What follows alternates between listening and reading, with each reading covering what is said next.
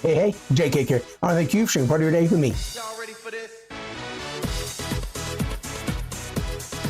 Welcome back to 30 Teams in 30 Days. I am back, still in my outfit for Christmas, and I'm still getting out presents as we're going to be doing our third video for the night. For day 23, we're going to be talking about the Cincinnati Reds. In 2025, the Reds were 83-79. They barely made the playoffs.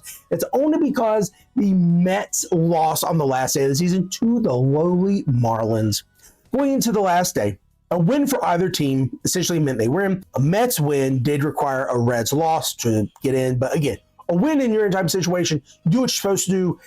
Hopefully, it takes care of itself. The Mets lost to the Marlins, and the Reds figured it out. Eventually, they did also lose to the Brewers. It did not matter because the Reds owned the head-to-head tiebreaker 4-2 as they played 6 games during the year.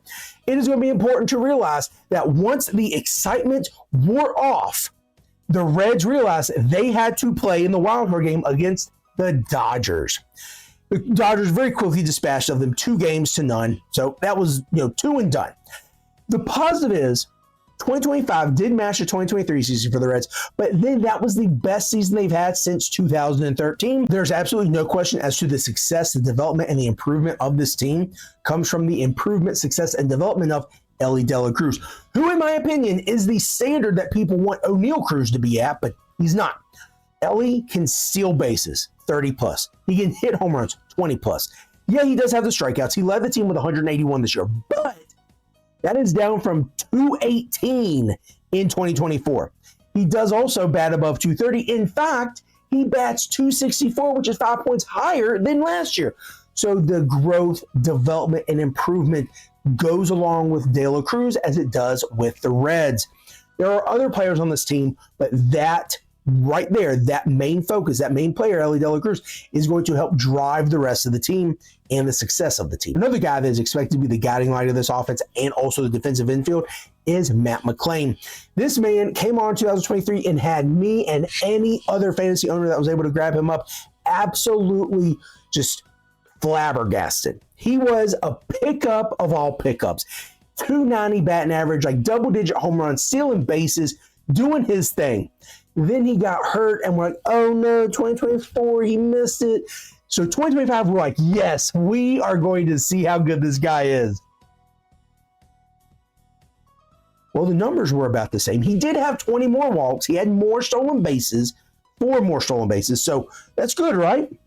No, those similar stats actually came in 58 more games, 145 more at-bats, with a 70-point drop in batting average and a 200-plus point drop in OPS. No, we were not happy. But people seem to think that 2026 Matt McLain is back and ready, at least in spring training. Got like 5 or 6 home runs, got 19 RBIs, stolen 2 bases, 5 walks, 5 strikeouts as of today. So that's good, right? Hopefully, he should, along with Elly De La Cruz and some other individuals, be the main leaders and or the main driving component of this team getting back to the playoffs. I am going to talk about the pitching. I don't feel like it's going to be as consistent and as good as it was last year, but I digress. We'll get to that. Thinking back to Matt McLain's 2023, we have to think back to Spencer Steer's 2023. He was putting the ball into play anywhere and everywhere against anyone. We'll get to that in a second. He was absolutely a fantasy stud. He came up and was just doing everything. Hitting home runs, getting RBIs, stealing bases. He had 25 stolen bases. What happened? Well, apparently he forgot how to hit against lefties. Now, neither lefty or righty has been pretty the last few years. But in 2023, in 160 at-bats, he had over 300 in average. Wow, okay. In 2024, in 146 at-bats, he hit 212. Yikes, that's a big drop. In 2025, 118 at-bats, he hit 229. So a little improvement, but still not sexy, especially against either side. Now, in 2025 overall, he hit 238. He did have 20-plus home runs and 75 RBIs, but only had like 7 stolen bases. So he's definitely lost his spot at first, unless Big Sal wants to take a break.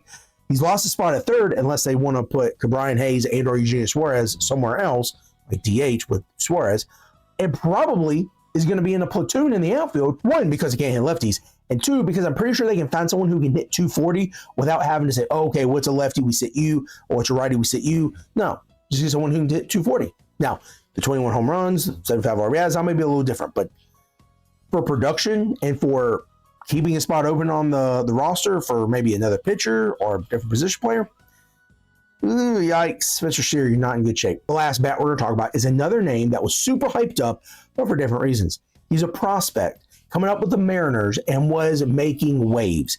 Well, comes over to Cincinnati, smacked with an 80-game PED suspension, served that, and then came back 2025.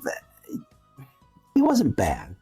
He played 90 games. He did smack 14 home runs, had 51 RBIs, and stole 10 bases. So he is going to be one of the main opponents or main platoon guys that Spencer Steer's going to have to beat out. As we move to this pitching, it was sneaky good. Now, I just said I didn't think they were going to be as good, but it's because they were really good. But there were definitely some questions. My man from UVA, Andrew Abbott, led this organization in ERA and WHIP, 2.87 and 1.15. Now, Brady Singer led in pretty much everything else, most notably innings pitched, strikeouts, wins, and quality starts. So those are some good counting stats. By the end of the day, if you're keeping runs and hits off the board, you're keeping the bases clear, you're doing your job. Abbott and Singer were part of the 6 that started 10 or more games. Now, there are some underlying metrics that are really good here. Only 2 of those 6 gave up more than 20 home runs. That's pretty good over a span of an entire year. I mean, you have guys who are giving up 30, 40 home runs, even more. But in this group, only 2 gave up more than 20. Unfortunately, 3 of them did have ERAs above 4, but 1 of them had a 4.02 ERA. So, yes, that is above 4, but that's literally one of these chin hairs away from the 4, or away from the 3.999 forever. Only 1 of the guys had 60 or more walks, and it was 60. 3 of the guys had 165 plus innings pitched, so that's great. On top of that, all 6 of these guys had at least 86 pitches per start. You mentioned that before, JK. Why is the pitch per start so important? Because if you have a higher pitch per start, you're expected to go deeper in games. Lower, you're not going as deep. A quality start is 6 innings or more with 3 or less earned runs. Therefore, this rotation with having the low end of 86 and the high of like 94, they were able to accumulate 66 quality starts. That is really good. Real quick, kind of point out the outliers that definitely raises GPA. Nick Martinez and Zach Little. Nick Martinez had a 4.45 ERA and Little had a 4.39. So those 2 guys, there are a few less quality starts, but also a lower GPA and, looks a little better. But I had to have a cutoff, and Nick Martinez started a lot of games for him.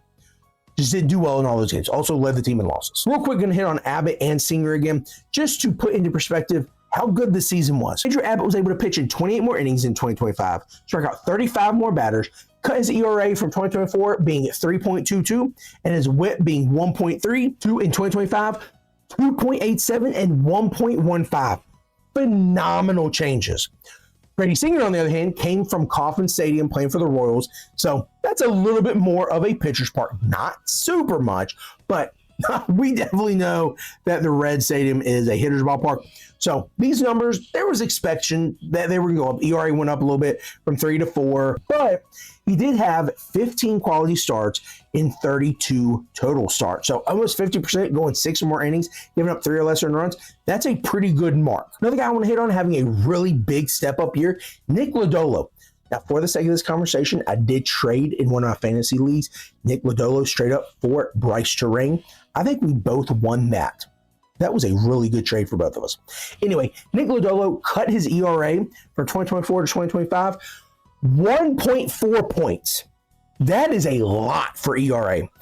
And was able to strike out 30 plus more batters.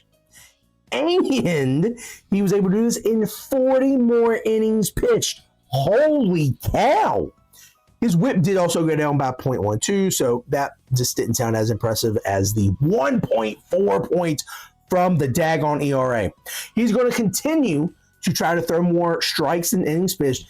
He just missed out on that last year. He had 156 strikeouts and 156.2 innings pitched, so I would have lost that bet, but still, he usually throws more strikes than innings pitched, so that's really good. He's definitely going to slot in a little higher in this rotation because of this next person we're going to talk about, Hunter Green. Such a terrible piece of information. He's going to be shut down and out for surgery for several weeks now, but man, he was absolutely continuing his breakout.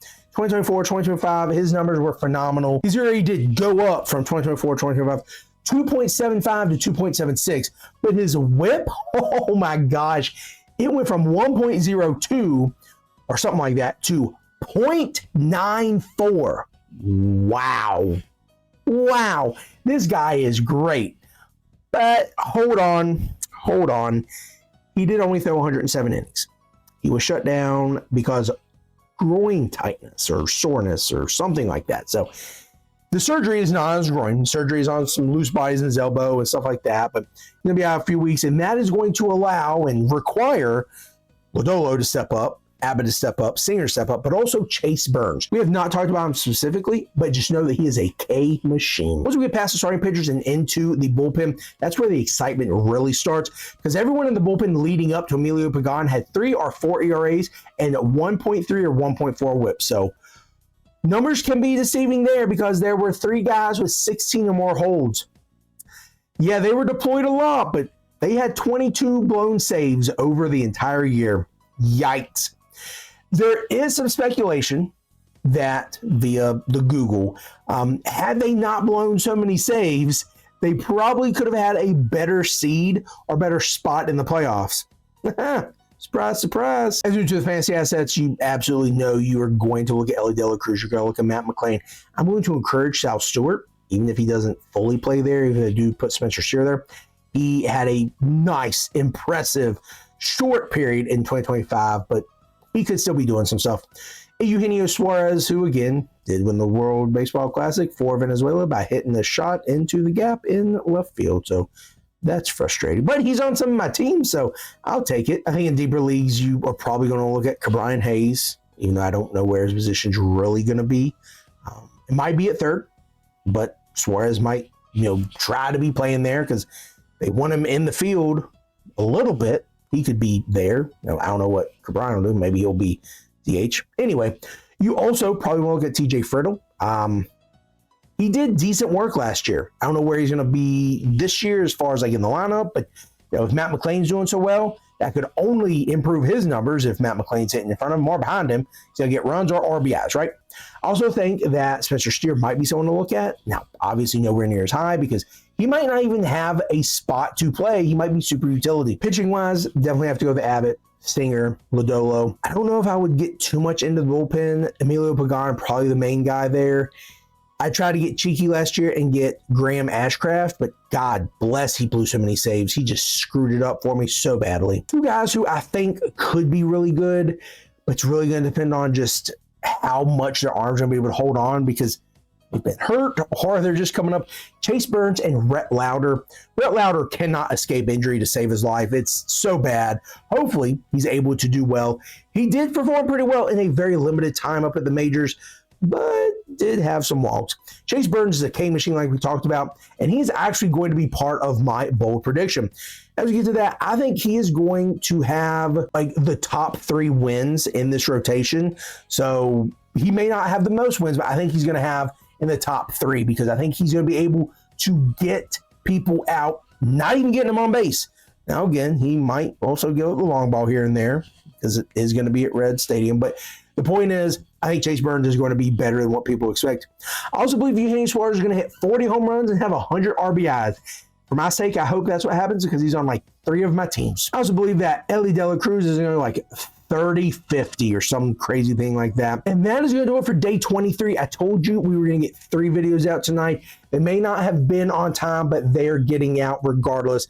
Tomorrow, we're going to be talking about the Chicago Cubs. 1 day closer to opening day, 1 day closer to finishing 30 for 30, and 1 day closer to talking about my Yankees, baby. This is JK, and I want to thank you for sharing part of your day with me.